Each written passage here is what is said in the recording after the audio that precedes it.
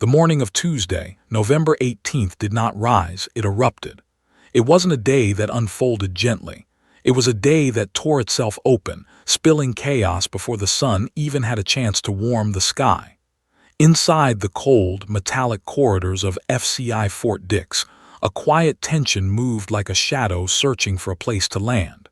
And it landed on one man. Diddy Combs.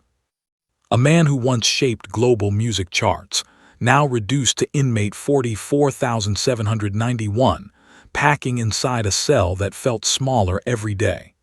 The night before had been restless, his mind racing, fears clawing at his chest, but nothing prepared him for the storm that was about to swallow him whole. Just after sunrise, 2 correctional officers approached his unit for what was supposed to be a simple routine sweep. Clipboard, flashlight, the same pattern they'd followed 100 times. But when they paused at his door, something in the air shifted. One officer lifted his head, sniffed once and froze. A scent, sharp, sour, unmistakable, floated from inside the cell. A scent every prison guard in America recognizes instantly. Fermented alcohol. One officer narrowed his eyes. The other whispered, "Check everything."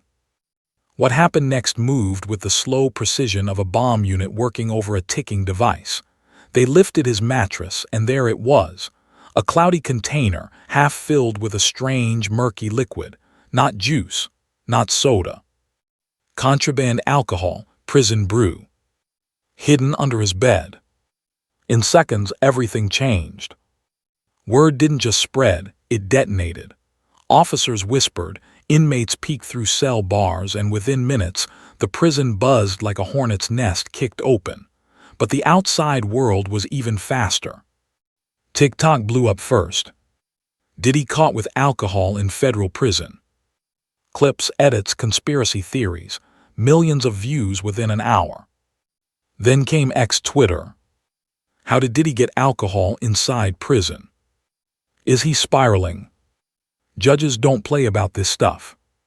By 11 a.m., national news outlets were running the story like it was election night. Photos snapped by officers.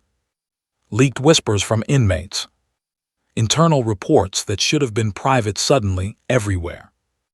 This wasn't a scandal, it was a wildfire. And fueling that fire was one name.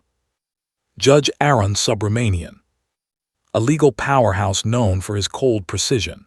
By noon, he issued a shocking notice. Diddy's entire case was being reopened. Not reviewed. Not questioned. REOPNED. An emergency hearing scheduled for the same day. A day the courtroom wasn't even supposed to operate. Yet doors were unlocked, lights flicked on, reporters swarmed like bees to honey, and in the middle of that chaos came the sound nobody expected so soon. Chains clinking. Boots echoing. A man being escorted back into the center of a storm.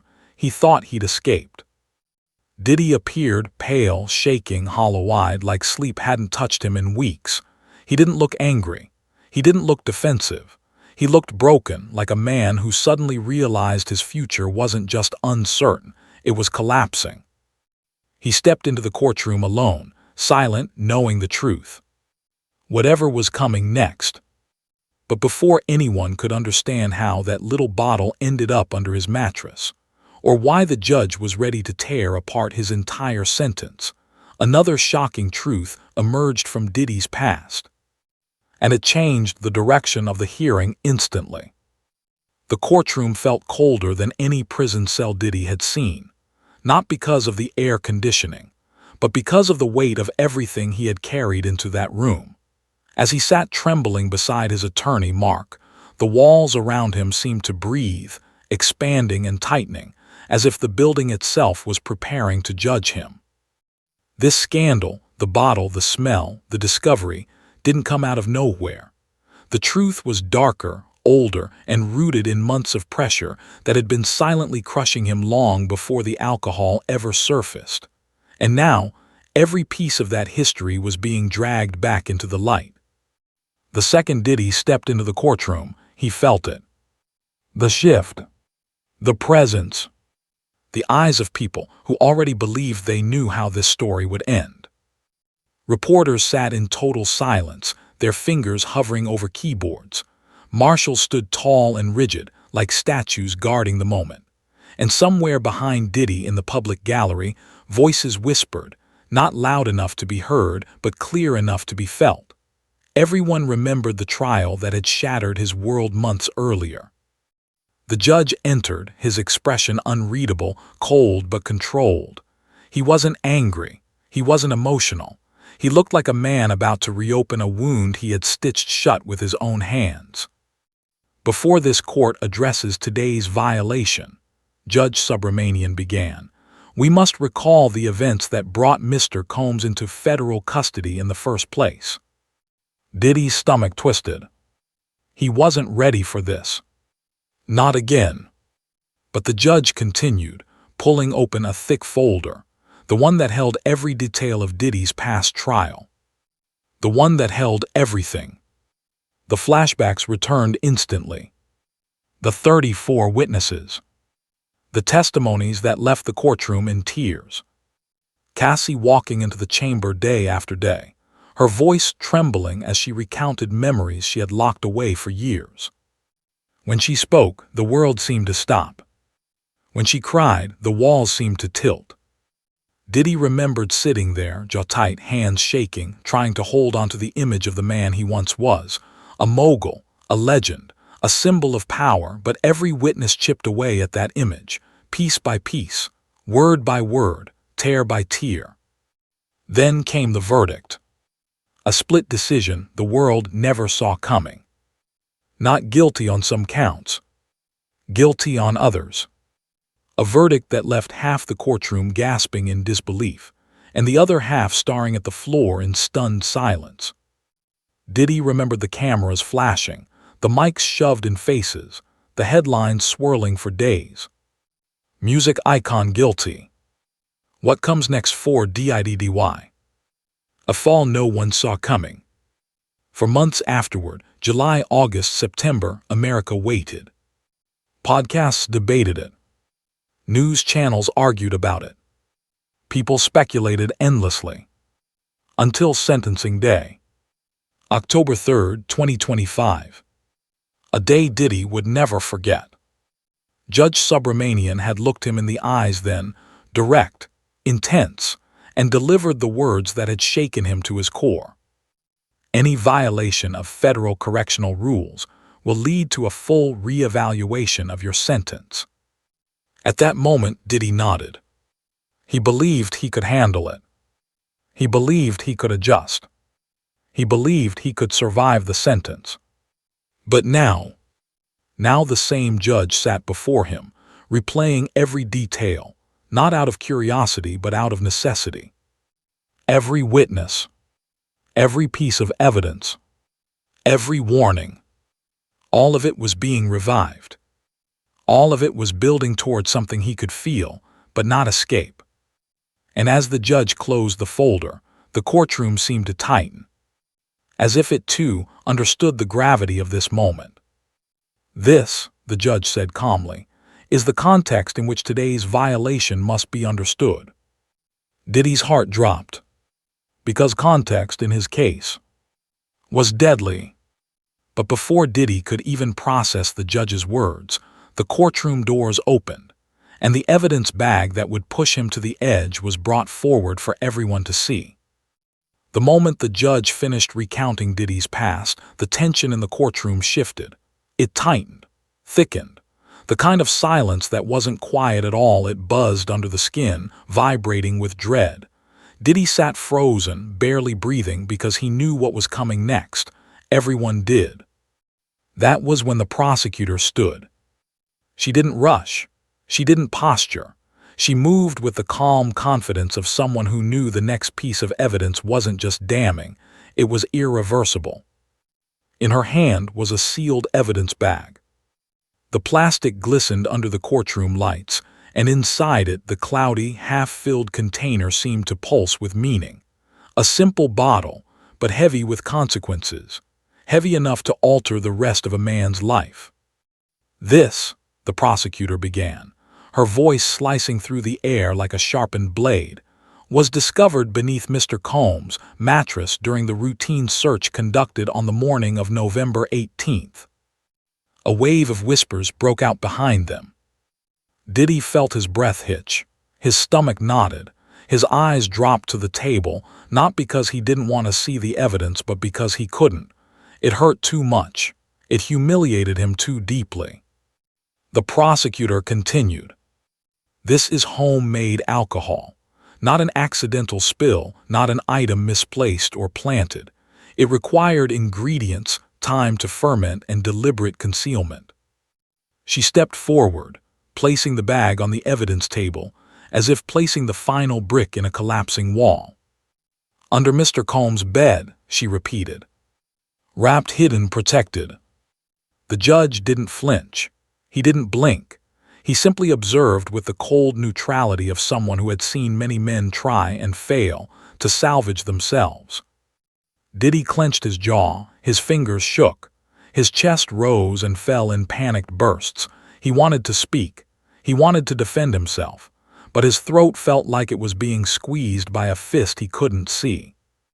Mark, his attorney, rose quickly. "Your Honor," he began, "the presence of this bottle does not prove ownership. The inmate environment is." The prosecutor cut him off, not with interruption but with evidence. She lifted a photograph. A snapshot taken the moment officers lifted Diddy's mattress. The bottle sat exactly where they found it, pressed into the bed springs, surrounded by layers of fabric, like a secret someone had tried desperately to hide. Gasps broke through the courtroom.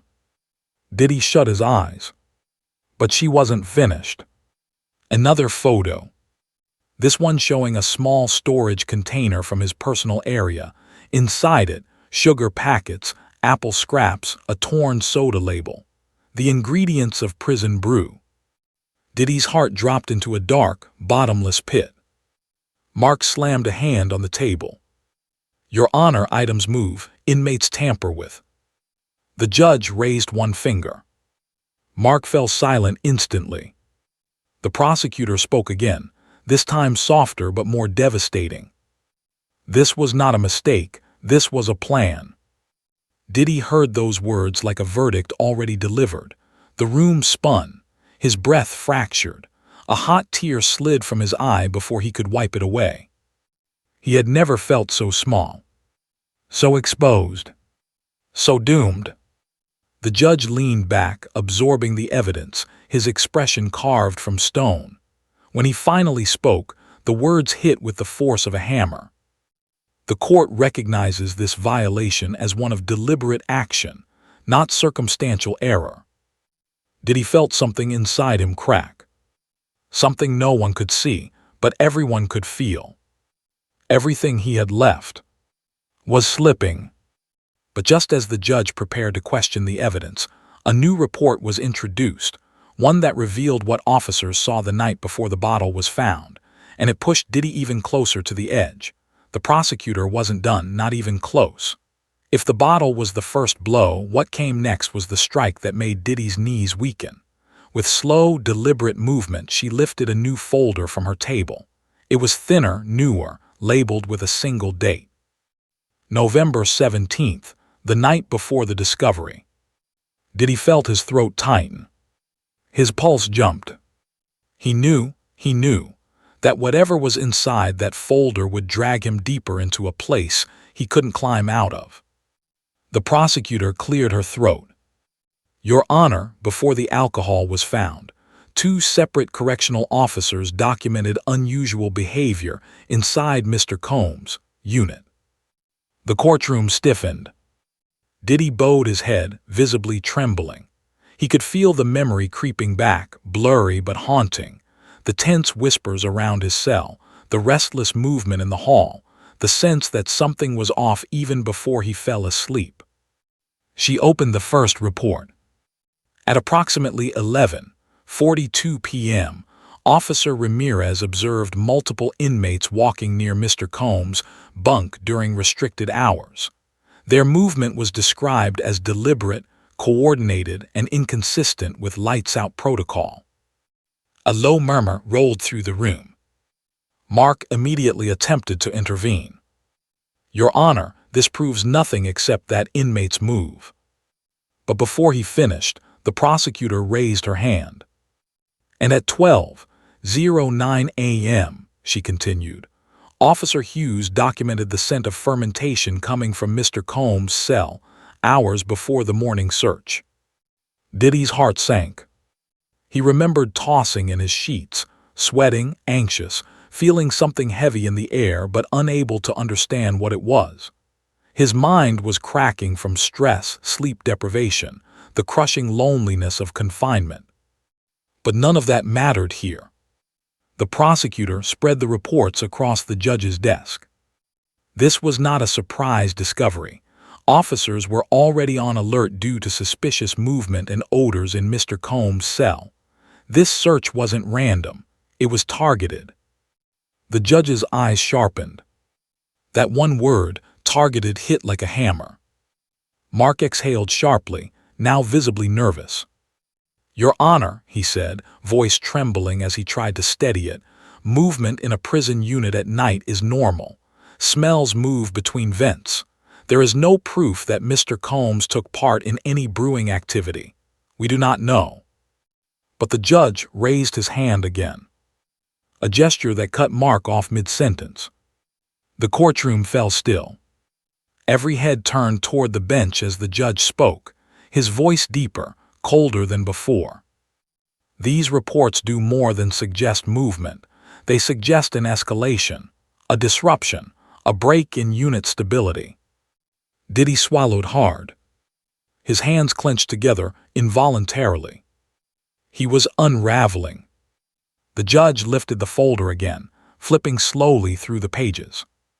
"Mr. Combs," he said, eyes narrowing just slightly, "your behavior that night, directly or indirectly, created conditions that led officers to conduct that search."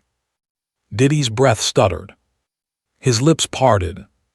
He tried to respond, but no words came. He wasn't just being accused of having alcohol. He was being accused of triggering the search, of being responsible for the chain reaction. The judge leaned back, exhaling slowly. This court must recognize that the events of November 18th were not isolated. They were preceded by actions and patterns that indicate instability and disregard for institutional expectations. Diddy's vision blurred. Tears welled in his eyes before he could stop them. He could feel the courtroom watching him. Not with sympathy, not with interest, but with the cold, collective realization that this was spiraling faster than anyone expected. The prosecutor closed the folder gently, almost kindly, and looked directly at the judge. "Your Honor, with this pattern established, the violation speaks for itself." Diddy lowered his head. His body shook. He knew the damage these reports had just done. But the worst part was coming next, because now the judge was ready to examine the evidence himself, and once he touched that bottle, everything Diddy feared became reality. The judge finally reached for the evidence bag. That single movement, the slow extension of his hand toward the cloudy container, triggered a wave of silent panic through the entire courtroom. Reporters leaned forward, cameras adjusted, and even the marshals straightened, sensing the shift in the air. Diddy's heart hammered so violently, he thought the whole room could hear it. The judge lifted the plastic bag. The fermented liquid inside sloshed gently, catching the fluorescent light. It looked harmless, but in that moment, it was the most dangerous object in the building. Every breath Diddy took felt shallow, tight, painful. The judge examined the bottle with calm, clinical precision, turning it slightly, observing the cloudy mixture, the makeshift cap, the smell trapped inside the sealed evidence. "This," the judge said quietly, "is the violation at the center of today's hearing." His voice wasn't loud. It didn't need to be. It carried the weight of authority, of disappointment, of finality. Diddy felt his chest burn. He wanted to scream that it wasn't his. He wanted to explain how prison life suffocated him, how he was losing control under the pressure, how fear had been eating at him every single night. But none of those things mattered here. In court, pain wasn't evidence.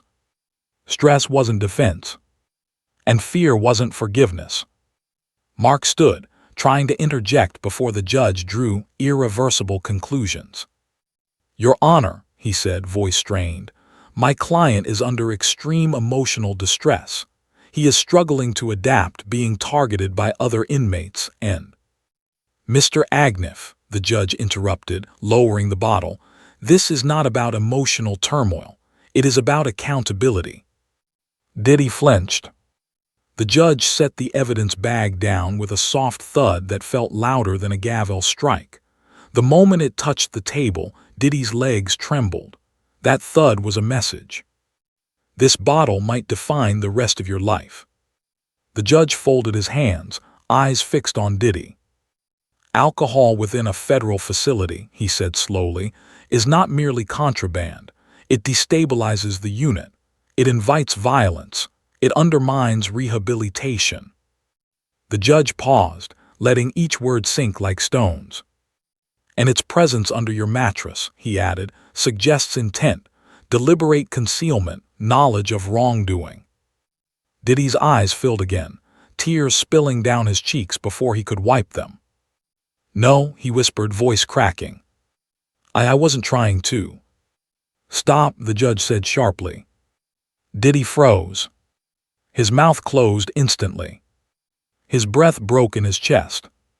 The prosecutor rose again, as calm as ever. "Your Honor, the location of the bottle, the ingredients found in Mr. Combs' belongings, the officer reports and inmate statements collectively form a clear picture. This was not accidental. This was planned." The judge turned a page in the violation report, his expression unreadable. "Mr. Combs," he said softly, "the evidence presented today strongly indicates that you knowingly participated in the creation and consumption of alcohol inside a federal institution." That sentence crushed him. Diddy felt his heart drop like a stone into water. He wasn't fighting for a shorter sentence anymore. He was fighting for survival, for breath, for any sliver of a future.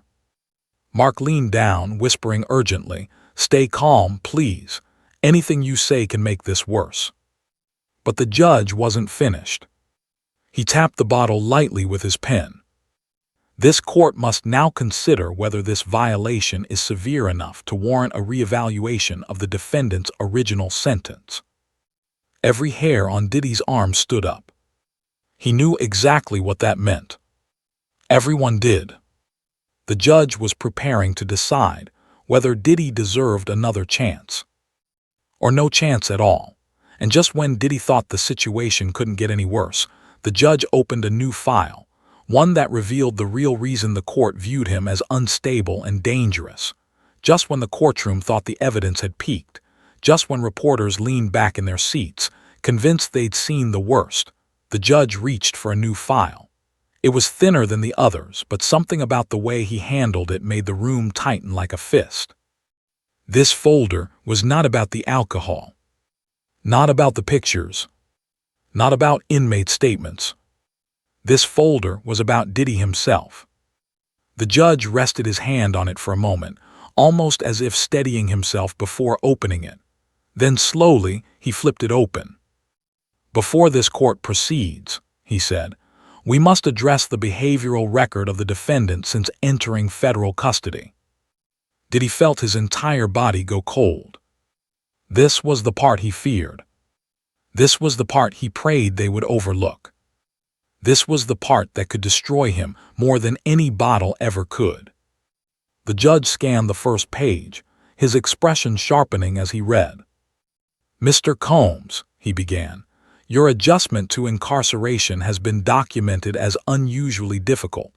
In your first week alone, officers reported emotional volatility, agitation, and trouble following basic routines." A wave of whispers rippled through the gallery. Diddy's hands flew to his face, rubbing at his eyes as if he could erase the words being spoken. He remembered those first days, his mind spinning, sleep impossible, every sound amplified, every emotion magnified. But hearing it spoken aloud in a courtroom felt like being stripped bare in front of the world. The judge continued. By your second week, there were incidents involving arguments with other inmates, refusal to comply with standard procedures, and repeated warnings by correctional officers. His voice was calm. Too calm. Reports also describe you as increasingly unstable, he added, unable to manage stress, unable to regulate emotional responses, unable to adapt.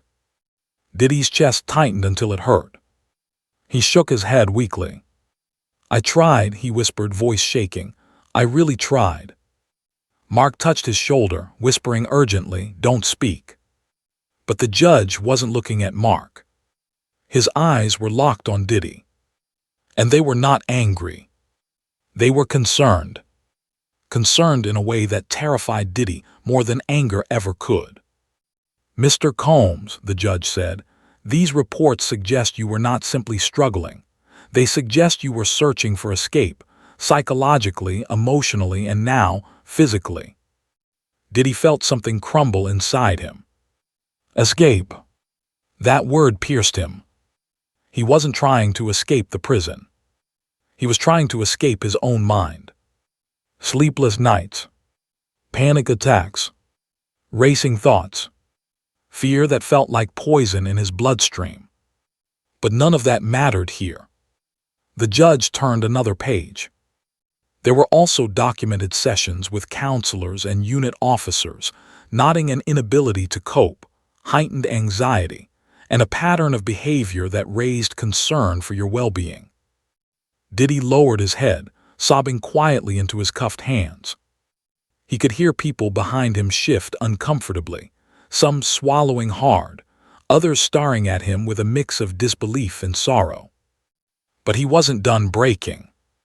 The judge flipped one final page. This court must consider whether your mental and emotional instability contributed to your violation, and whether such instability makes you a danger to institutional order. That last sentence hit like a bullet. Danger. Instability. Risk. Words that cling to a man forever. Diddy felt the floor tilt. He couldn't breathe. He couldn't think. He could only shake as tears dripped from his chin to the table below. The judge closed the behavioral file with a soft, devastating thud. Your internal state does not excuse the violation, he said, but it explains why this court must view the violation with the utmost seriousness. And just like that, Diddy understood. The judge no longer saw him as a struggling man.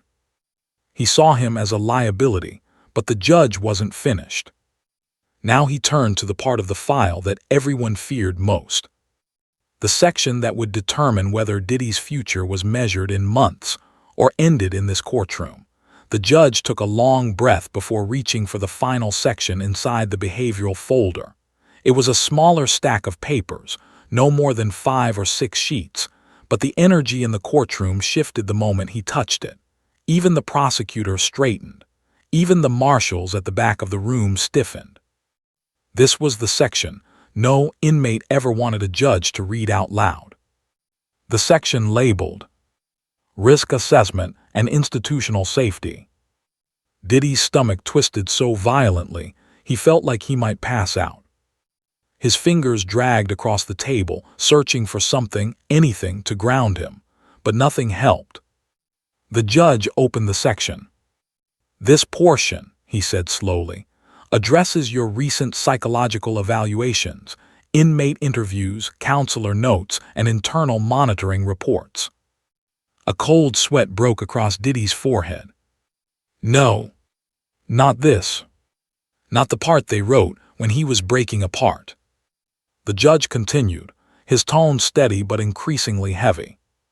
According to these assessments, Mr. Combs has demonstrated escalating distress responses, including agitation, disorientation, panic episodes, and emotional outbursts. The public gallery whispered in shock. Diddy shook his head desperately, whispering through tears. "I'm not dangerous. I'm just scared. I'm just trying to survive." But the judge wasn't finished. "Reports indicate that you expressed difficulty controlling your emotions, that you felt cornered, overwhelmed, and unable to function in the institutional environment." He read the statement slowly, carefully, as if each one had weight. Officers describe Mr. Combs as unpredictable at times, a risk of disruptive behavior when under stress, potentially volatile. Diddy closed his eyes, tears falling. He remembered those nights, the panic, the fear, the truth that he was losing control in a world he didn't understand. He never meant to be a threat. He never meant to scare anyone. But the reports did not describe intention. They described impact. The judge set the papers down gently, folding his hands in front of him. "Mr. Combs," he said, voice quieter than before, "this court recognizes that extreme stress can fracture even the strongest individuals." Diddy lifted his head slightly, eyes red and pleading.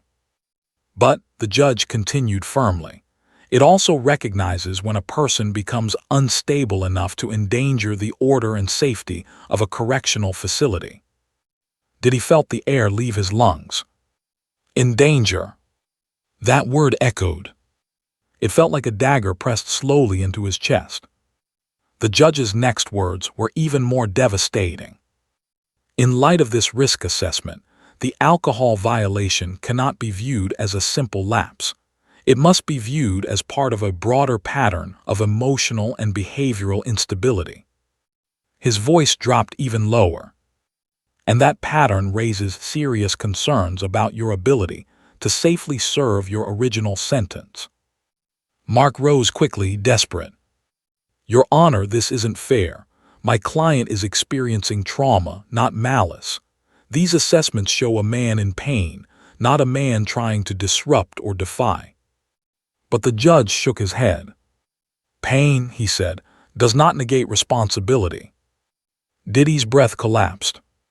He leaned forward, struggling to hold onto the table as his entire body trembled. Because now he understood. This was no longer about alcohol. No longer about ingredients or bottles or inmate rumors. This was about who the court believed he had become. A man too unstable. A man too unpredictable. A man the system no longer trusted. The judge moved the file aside. He took a deep breath, one that carried the weight of the entire federal system. "Mr. Combs," he said quietly, "we must now determine the consequences." Diddy looked up, tears streaming, his voice barely a whisper. "Please don't take my life away." But the judge did not respond. Not yet. Because the decision was coming next. And when the judge finally begins weighing the violation against Diddy's future, what he says sends shockwaves through the entire room and pushes Diddy into the most emotional breakdown of his life. The judge leaned back in his chair, the courtroom sinking into a silence so deep it felt like a vacuum. Every camera pointed at Diddy. Every reporter stilled their hands. Even the hum of the air conditioning seemed to fade. This was the moment. The moment where a judge weighs a man's mistake against his entire future. The judge placed both hands on the bench, his fingers interlocking, and he looked directly at Diddy, not past him, not through him, at him. "Mr. Combs," he began slowly, "this court must now consider whether your violation and your instability renders you incapable of serving your original sentence safely." Diddy's breath fractured. His hand flew to his chest. His heart was pounding so hard it felt like it might break through his ribs. Mark leaned in and whispered, "Don't react. Don't show fear. Trust me, please." But Diddy couldn't trust anyone anymore. The judge's tone told him everything. This wasn't a warning. This wasn't a lecture. This was preparation. preparation for a punishment so heavy it could crush him completely. The judge continued. Your possession of alcohol is not an isolated infraction, he said. It is the final weight added to a pile of concerning behavior. He turned the papers toward himself again. It shows intent. It shows recklessness. It shows disregard for this institution's rules. Diddy's lips trembled. Tears clung to his lashes. He whispered, barely audible, I wasn't trying to hurt anyone. The judge paused, then responded with a line that froze the air. Intent does not matter at this stage. Impact does. Diddy collapsed forward slightly, elbows hitting the table.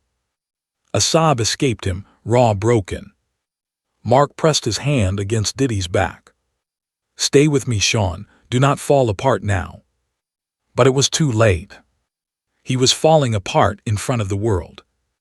The prosecutor stepped forward again, her tone colder now. Your Honor, with the evidence presented, the violation is not merely serious, it's destabilizing.